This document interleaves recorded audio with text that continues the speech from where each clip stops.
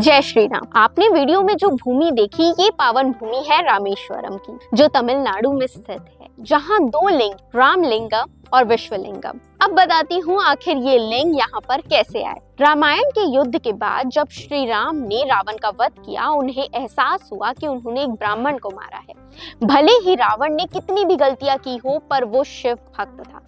तो इसका पश्चाताप करने के लिए भगवान श्री राम ने रेत से शिवलिंग बनाया और उसे वहां पर स्थापित किया, जिसे रामलिंग कहा जाता है। और विश्वलिंग हनुमान जी द्वारा कैलाश पर्वत से लाया गया, जिसके बाद अब ये दोनों लिंग के दर्शन आपको होते हैं और सबसे पहले दर्शन आप कर सकेंगे विश्वलिंगम के। इसके अलावा रामेश्वरम में 22 कुंड है और ये कुंड राम जी के बाण से बनाए गए हैं, जिन सारे कुंड का अलग अलग महत्व है। और कहा जाता है कि इन कुंड के पानी से स्नान करने से सारे पाप दूर हो जाते हैं और मोक्ष की प्राप्ति भी हो जाती है।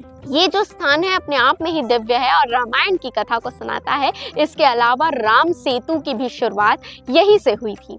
तो क्या आप रामेश्वरम गए हैं? कमेंट करके जरूर बताइएगा।